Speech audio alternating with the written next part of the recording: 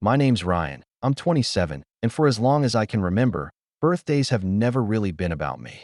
At least not in my family. Growing up, they were always treated like some kind of performance where my parents could make a joke at my expense, my older sister could show off, and everyone else in the family just went along with it. I used to tell myself it was harmless, that maybe I was just being too sensitive. But after a while, the little jokes piled up into something much heavier, something that stuck to me long after the candles were blown out.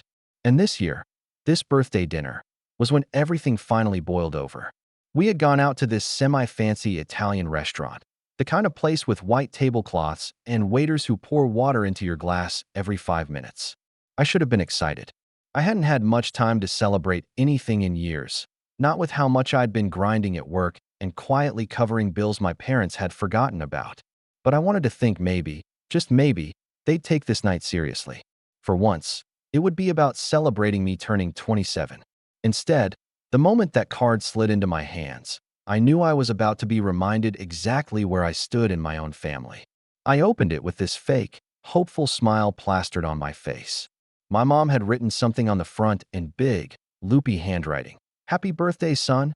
Don't get old too fast." Inside, though, it wasn't the usual $20 or $50 that even my younger cousins would get from them on random holidays. No, folded neatly in the center was a single crumpled $5 bill, the kind that looked like it had been dug out of a purse pocket at the last second. And before I could even process it, my mom leaned back, smirked, and said, "Don't spend it all in one place." Then she laughed, not a light-hearted laugh, but a full, sharp cackle like she had been waiting all night just to drop that line. The table erupted. My dad chuckled, my sister practically doubled over. Even my uncle slapped the table like it was the funniest thing he'd ever heard. And I sat there frozen, staring down at that wrinkled bill as if it had the weight of everything I'd endured with them pressed into its fibers. They thought it was a joke. To them, I was the punchline. But in that moment, as the laughter washed over me, I wasn't humiliated. I was calculating. Because what they didn't realize was how much they already owed me.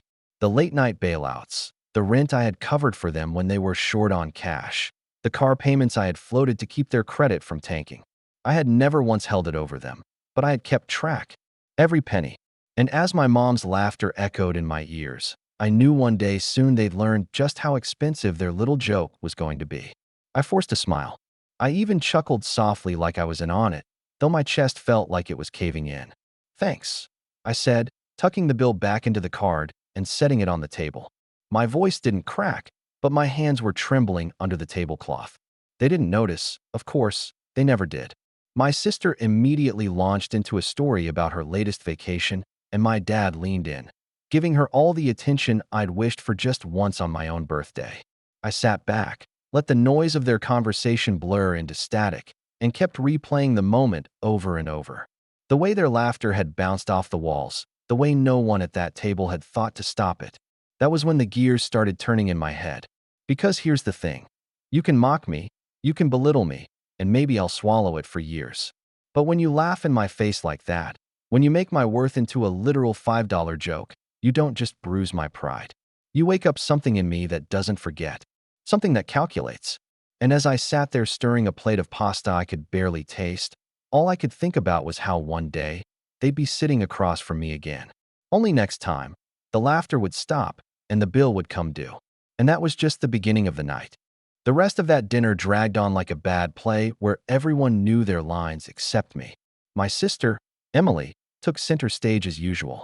She was 30, only 3 years older than me, but in my parents' eyes she might as well have been a queen sitting on a throne. She told story after story about her latest trip to Spain, how she just had to book a suite with an ocean view because she deserved it after all her hard work. My mom nodded proudly. My dad asked her questions like he was interviewing a celebrity, and even my uncle looked genuinely impressed. Meanwhile, I sat there, swirling cold pasta on my fork, trying not to choke on the bitterness rising in my throat. Every time Emily paused to sip her wine, my mom would throw in some little jab at me. "Ryan, maybe if you traveled more, you'd have something exciting to talk about too." Or, "Your sister has always been good at treating herself. You should take notes instead of being so frugal." That last word stung, because it wasn't frugality, it was responsibility. But they didn't know, Or maybe they didn't want to know that the reason I didn't travel, the reason I didn't splurge, was because I had been too busy quietly paying off their debts and covering emergencies they never once paid back. I kept my mouth shut, though, because I knew if I said anything it would only feed their smugness. Emily caught my silence and smirked like she'd scored a point in some invisible competition between us. Then she leaned across the table and said, "You know, Mom, Dad, maybe we should take Ryan with us on our next trip. It'd be nice to show him how to enjoy life for once." Her tone wasn't kind. It was dripping with condescension. My mom laughed so hard she nearly spilled her drink. "Sweetheart, don't be cruel," she said, patting Emily's hand. "Your brother doesn't even have the wardrobe for Spain. Can you imagine him sticking out like a sore thumb in those outdated clothes of his?" And just like that, they were all laughing again. I forced another smile, but inside I was burning. Outdated clothes? I was the one making sure the lights in their house stayed on when they conveniently forgot to pay the bills. I was the one who had sacrificed upgrading my car so I could loan my dad money for his.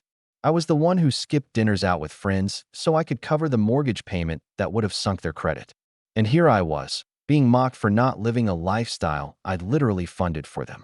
The tension only built as the night went on. When the check came, I half expected my dad to pull his usual move of conveniently forgetting his wallet. But this time he did something even worse. He picked up the leather folder, glanced at the bill, and said, "Ryan, you've been doing so well at work, right? How about you treat us tonight? It's your birthday after all." I froze, staring at him in disbelief. "You want me to pay for my own birthday dinner?" He leaned back in his chair like it was the most reasonable thing in the world. "Well, you're more stable than we are right now. And it's just money. Family takes care of each other, doesn't it?" The hypocrisy nearly made me laugh out loud, but my jaw locked instead. I pulled out my card, set it down slowly, and said, "Sure." My voice was steady, but my hand trembled as I slid the card across the table. Not from fear. No, this time it was something else. Something sharper. Because in that moment, I realized just how deep their entitlement ran. They didn't just mock me. They expected me to bankroll the whole show. As the waiter walked away with my card, I sat back and let the fire inside me grow. Every comment, every jab, every smug laugh, it was fuel. They didn't see it, of course. They kept chatting like nothing had happened, like draining me dry was just a normal part of the evening. But I saw it. I felt it. And I knew this wasn't just a one-off insult anymore. This was a pattern that had been running unchecked for years, and tonight it had finally snapped into focus. When the bill came back, my dad didn't even thank me. My mom just slipped the receipt into her purse like it was hers, and Emily clinked her glass with mine as if to say, "Good boy." I smiled back because I had to, but inside, I was already sketching out the blueprint of a plan. Because sooner or later, they'd come knocking again, expecting me to save them. And when they did, they'd find out I wasn't the same quiet son they could laugh off anymore. That night didn't end with fireworks or confrontation. It ended with me shaking hands, hugging stiffly, and walking to my car in the dark. But as I sat in the driver's seat, gripping the wheel, I made myself a promise. I wasn't going to keep bailing them out. I wasn't going to keep playing the fool.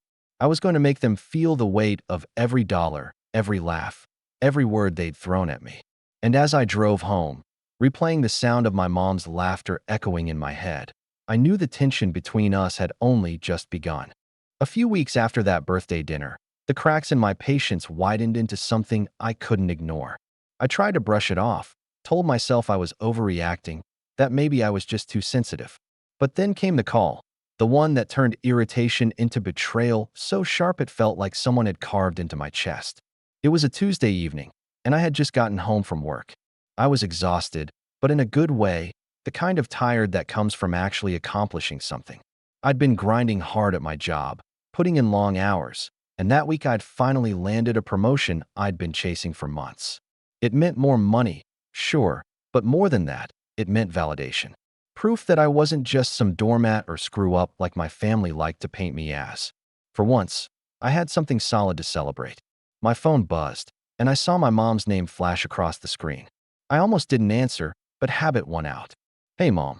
Her voice was sweet at first, sugary in a way that set alarm bells ringing in my head. "Ryan, honey, how are you? How's work?" "It's good," I said cautiously. "Actually, I got promoted this week. There was a pause. A brief silence where I expected a congratulations, maybe even pride. Instead, she said, "Oh, that's nice. Listen, we've been meaning to talk to you about something." My stomach dropped. Here it comes, I thought. What is it? She cleared her throat. Well, you know how your dad and I have been a little strapped for cash. The mortgage is behind again, and Emily's been helping as much as she can, but she has her own expenses, of course. We thought maybe, just until we get back on our feet, you could take over the payments for us. Just for a little while. I sat there in stunned silence. I'd already helped them with this exact problem 6 months ago. I'd wired over 2 months' worth of mortgage to keep their house from going into default, and they hadn't paid me back a cent. You want me to take over your mortgage? I asked slowly. Well, just for now, she repeated, her voice lilting as if she were asking me to water the plants, not carry the weight of their home. You're doing so well, and it wouldn't be fair to put all the pressure on your sister. She's got her life to think about. Something inside me snapped. So Emily can travel the world and buy designer bags, but I'm supposed to pay for your house. There was a sharp inhale on the other end of the line. Don't be selfish, Ryan. Your sister has worked very hard to make her life comfortable. You should be happy to help your family. After everything we've done for you. I almost laughed at the audacity, but the words stuck in my throat. Everything you've done for me? Mom, I've been bailing you out for years. I've covered bills, car payments, even your credit card debt. I'm not your safety net. Her tone turned cold, clipped. If you don't step up, Ryan, we could lose this house. Do you want to be responsible for that? For your father and me ending up on the street? I froze, the guilt punching me square in the chest. That was their game, always twisting it, always making me the villain if I didn't cave. But this time, instead of folding, something hardened in me. I'm sorry, I said flatly. I can't do it. There was a long silence. Then, almost casually, she dropped the knife I hadn't seen coming. Well, maybe Emily was right. Maybe you don't deserve to be part of this family if you can't even help when we need you most. My breath caught. What did you just say? You heard me, she snapped, her sweetness gone.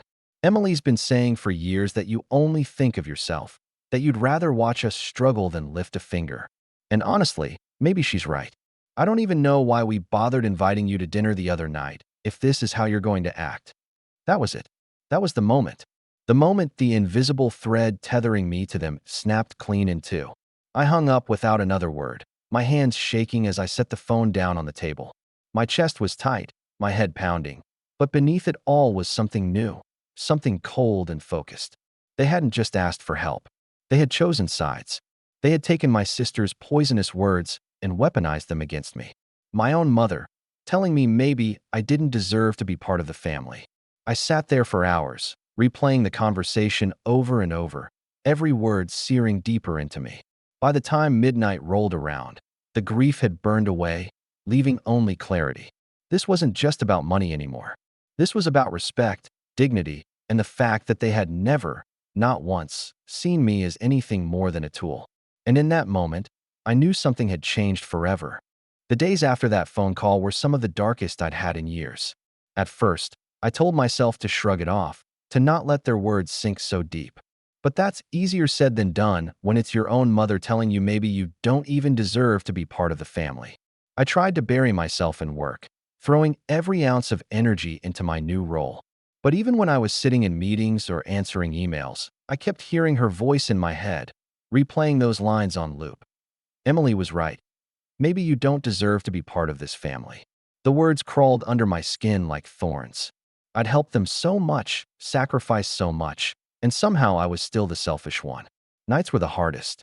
I'd come home to my quiet apartment, sit on the couch with the TV flickering in the background, and just feel hollow. Birthdays, dinners, holidays, they all replayed in my mind like a highlight reel of mockery and dismissal. And now, on top of everything, I had this raw wound of betrayal that wouldn't stop bleeding. I stopped answering their calls. At first, it was just because I couldn't handle the stress. But soon it became intentional.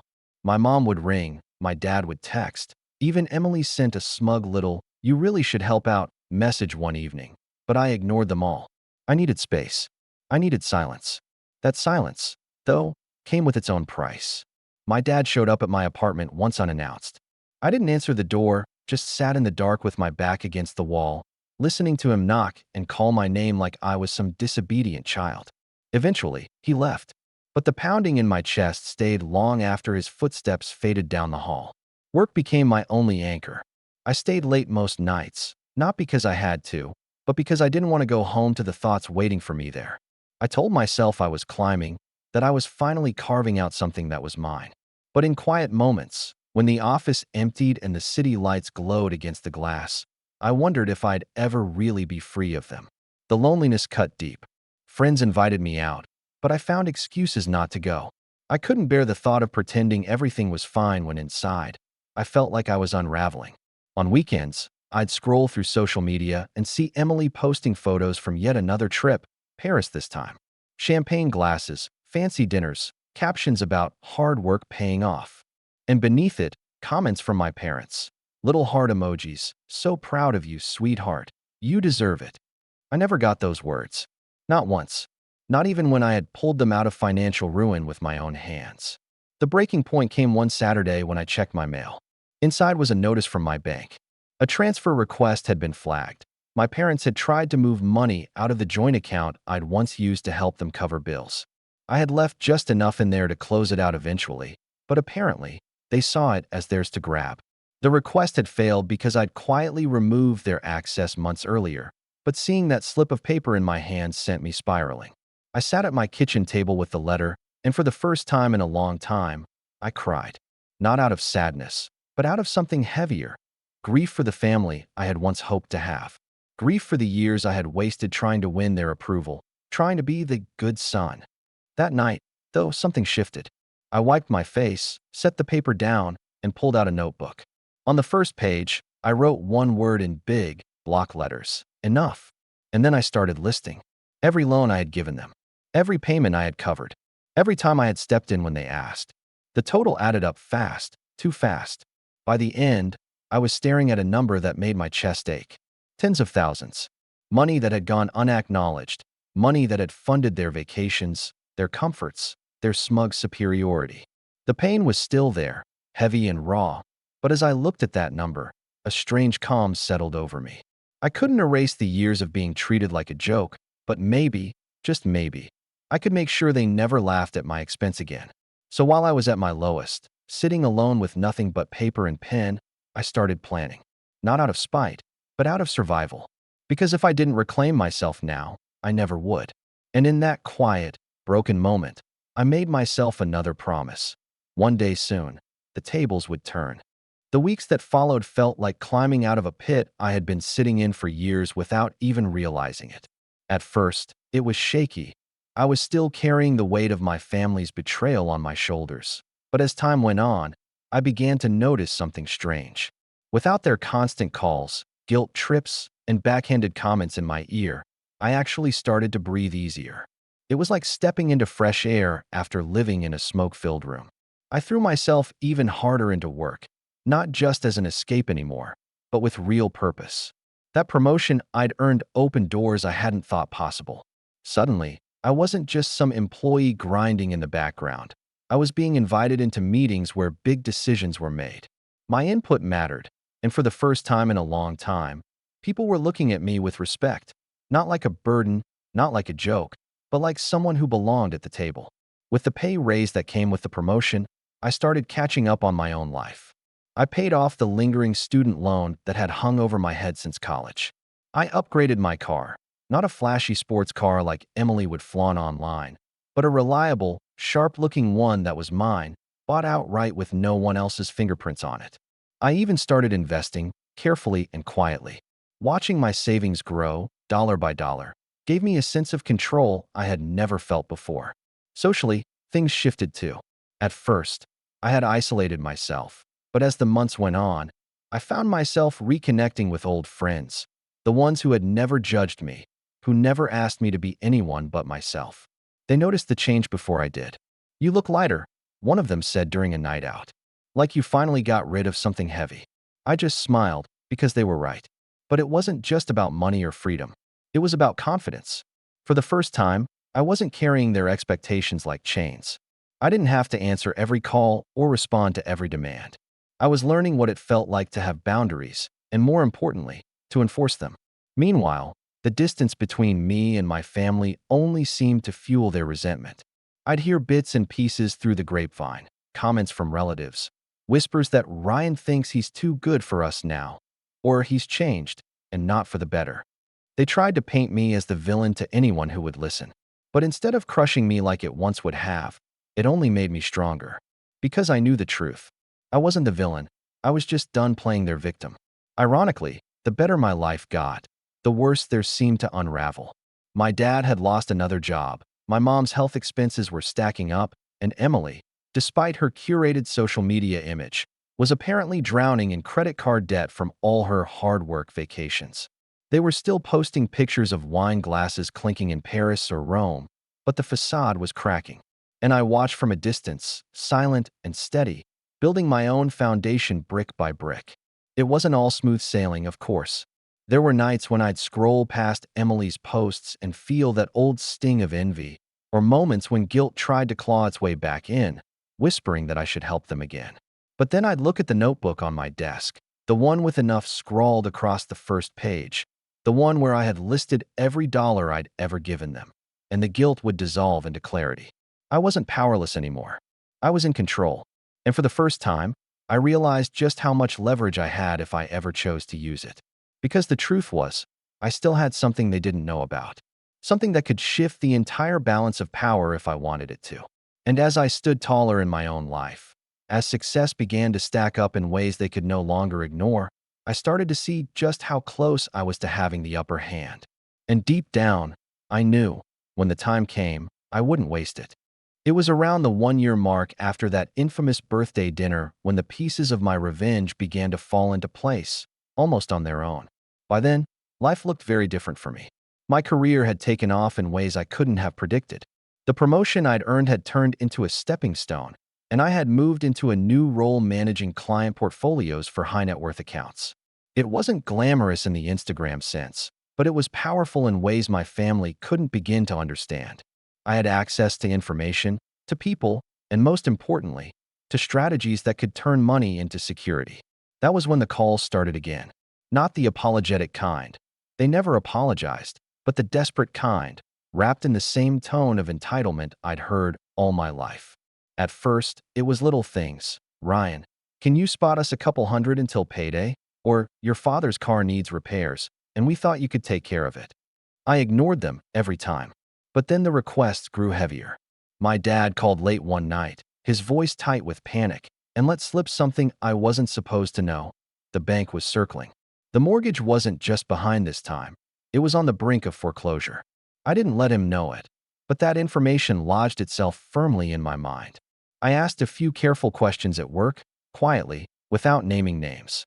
I learned how foreclosures worked, how properties could be bought out or debts acquired if you were positioned correctly. The thought hit me like a spark. For years, they had laughed at me, mocked me, drained me dry. But what if, when the bank finally came knocking, the person holding the strings wasn't some faceless lender, but me?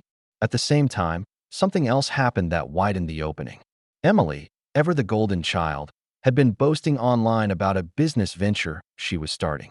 Photos of her smiling with wine glasses, hashtags about entrepreneur life, all the usual fluff. But one evening, a mutual acquaintance mentioned to me, almost offhand, that Emily wasn't running a business at all. She was sinking money into some shaky investment scheme, one that was already eating through what little credit she had left. That tidbit changed everything. For years, my family had painted her as the successful one, the one who worked so hard and deserved it all. But behind the scenes, her empire was crumbling. And I suddenly realized, they weren't just leaning on me because I was the responsible one. They were leaning on me because, without me, they were about to collapse completely. So I started preparing. I doubled down on my savings and investments, making sure my foundation was unshakable. I kept meticulous notes, screenshots of texts, bank statements, proof of every cent I had ever given them. If they ever tried to twist the story, I wanted the receipts in hand. I also quietly reached out to a lawyer just to understand what my options might look like in certain scenarios. Not because I was ready to act yet, but because I wanted to know exactly how far I could go when the time came. And then came the family reunion. It had been months since I'd seen any of them, and I debated not going at all. But something told me I needed to. I needed to see them face to face, to measure just how desperate things had gotten. When I walked in, the difference was stark. Emily was still dressed to impress, but there was a nervous edge in her laugh I hadn't noticed before. My parents looked older, more worn, their smiles stretched thin. The conversation around the table was the same as always. Little digs at me, praise for Emily. But this time, I heard it differently. I heard the cracks in their voices, saw the way their eyes flickered when money came up, the way they dodged specifics. Halfway through dinner, my mom leaned across the table and said in that faux sweet tone I knew too well, "Ryan, you're doing so well now. Maybe you could help us out with a little investment? Your sister's business is about to take off, and it would mean so much to the family if you supported her." Emily nodded, smiling like a shark. "It's a once-in-a-lifetime opportunity, Ryan. You'd make your money back in no time." I didn't answer right away. I just looked at them, really looked, and for the first time in my life, I realized the balance of power had shifted. They weren't in control anymore. They were asking because they needed me. And sitting there, with their eyes on me, waiting for my response, I felt something settle deep inside me. I had the leverage. And soon, they were going to learn exactly what that meant. I didn't answer them that night at the reunion. Instead, I smiled, excused myself early, and let their request hang in the air like bait. I could tell it unnerved them, my silence. It wasn't the response they were used to. Normally, I'd either cave or argue. But this time, I gave them nothing. And that was the beginning of my revenge. The next week, my dad called, trying again. "Son, about what your mom said at dinner. Your sister's business really could use your support. Think of it as family helping family." I let him ramble for a while before I finally said, "I'll think about it." My voice was calm, measured. That simple phrase seemed to soothe him enough to hang up with a forced sense of optimism. But what I was really thinking about was how to turn this entire situation on its head. At work, I started digging deeper. Not into Emily's so-called business. That was obviously a sinking ship, but into the foreclosure process I'd already been quietly studying. I discovered that when a property is seized, the bank doesn't care about family ties, loyalty, or sentiment. All they care about is who can pay, who can take over the debt. And with the right timing, I realized I could position myself to acquire the house my parents were so desperate to cling to. The same house I had spent years helping them keep afloat. The thought of it lit a fire in me.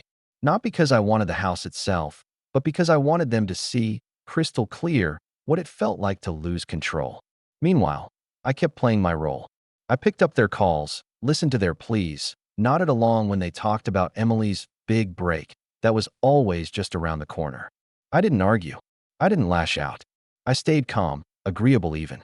Because the quieter I was, the more they revealed. My mom, especially, slipped up constantly, venting about overdue bills, late fees, even a near shut-off notice on their utilities. She thought she was guilt-tripping me, but all she was really doing was handing me more proof of just how precarious their situation was. Then came the moment I had been waiting for. A letter from the bank arrived at my parents' house, and in a fit of panic, my mom called me immediately. "Ryan, they're going to foreclose if we don't make a payment by the end of the month. You have to help us. Please, this is your family's home." For a long moment, I didn't answer. Then, in the calmest voice I could manage, I said, "I'll handle it." She sobbed with relief, thanking me over and over. But what she didn't know was that handling it didn't mean saving the house for them. It meant saving it for me. Through a few quiet conversations at work and with my lawyer, I positioned myself to step in. I arranged for the debt to be transferred, for the lien to be tied to my name. It was shockingly straightforward, almost anticlimactic, considering the weight of what it meant. By the time the paperwork was complete, the house wasn't theirs anymore, it was mine. The next family dinner was when I chose to let it drop. We were at the same Italian place from my birthday the year before, as if fate had orchestrated the scene for me. My mom had been tense all night, her eyes darting like she was waiting for a miracle. Emily bragged about her business between sips of wine, though her voice cracked every time money came up. I waited until dessert was on the table. Then I set down my fork, leaned back, and said casually, "So, about the house, it's mine now." Silence. Pure, perfect silence. My mom blinked at me, her mouth slightly open. My dad's fork froze halfway to his lips. Emily frowned, confused. What do you mean? My mom finally whispered. I mean, I said, my voice calm, steady. The bank transferred the debt to me. Legally, I own the property now. You'll still be able to stay there, for now, but under my terms. The look on their faces was everything I had imagined. Shock, disbelief, the slow dawning realization that the power they had lorded over me for years was gone. For once, I wasn't the one squirming in silence. They were. Emily sputtered. You can't just. I can't. I cut in smoothly. And I did. You always told me family takes care of each other, remember? Well, consider this me taking care of things. Just not in the way you expected. The rest of the dinner was tense, brittle. My mom tried to regain her composure, throwing in little comments about how we were all in this together, but the edge in her voice betrayed her. My dad stayed quiet, staring at his plate. Emily glared at me the entire time, but she didn't say another word. When the check came, I paid it without a second thought. Not out of obligation anymore, but out of control. Because now, every bite they ate, every sip of wine they took, was underlined by the knowledge that their roof, their home, their comfort, it all belonged to me. And that was only the beginning. The fallout came faster than I expected. 2 weeks after that dinner, I got a frantic call from my mom. She was sobbing so hard I could barely make out her words. Ryan, how could you do this to us? How could you take the house? We raised you. Her voice cracked on that last part, and for a moment, I almost felt the old guilt tugging at me. But then I remembered the years of mockery, the $5 birthday gift, the way she told me maybe I didn't deserve to be part of the family. I stayed steady. I didn't take the house, I said calmly. I saved it. You'd already lost it. The only difference is now, instead of the bank deciding your fate, it's me. My dad called next. He tried to bark at me, his old intimidation tactics, demanding I sign it back over. But his voice wavered with desperation, and when I didn't budge, he hung up on me. I later heard from a cousin that he'd been sulking around, complaining to anyone who would listen that his ungrateful son stole the roof from over his head. What he didn't tell them was how many times I'd bailed him out, how many payments I'd made to keep them afloat. Emily's reaction was the most dramatic. She stormed into my apartment unannounced one evening, red-faced and seething. You think this makes you better than us? Owning the house doesn't change who you are, she shouted. I let her rant, let her spew every venomous word she had bottled up over the years. When she finally stopped to catch her breath, I said quietly, No, Emily, it doesn't change who I am. It changes who you thought I'd always be, the one you could laugh at, lean on, and drain dry without consequences. That version of me is gone. She left in a fury, slamming the door behind her. A week later, I learned her business had collapsed completely, leaving her drowning in debt. My parents had counted on her as their golden child, the shining star they could lean on. Now, with her facade shattered, their eyes turned back to me, not with pride, not with love, but with the bitter realization that the son they had mocked was the only one left standing. Over the next months, I tightened the screws. I drew up a formal rental agreement for the house, modest but firm. No more excuses, no more free rides. When they protested, I reminded them gently that the alternative was packing their things and finding somewhere else to live. They signed, grumbling, humiliated, but they signed. Family gatherings changed after that. The laughter was gone. No more jokes at my expense. No more smug digs comparing me to Emily. If anything, they avoided me, their eyes darting away when I entered the room. The power dynamic had shifted permanently, and they knew it. And me? I felt lighter. Not vindictive, not cruel, just free. Free from their grip, free from the years of being their scapegoat. Every time I drove past that house, I felt a quiet satisfaction, not because I owned it, but because I had finally claimed something they had denied me all my life. Respect. The final straw came at my next birthday dinner. We sat at the same Italian restaurant, but this time, the air was different.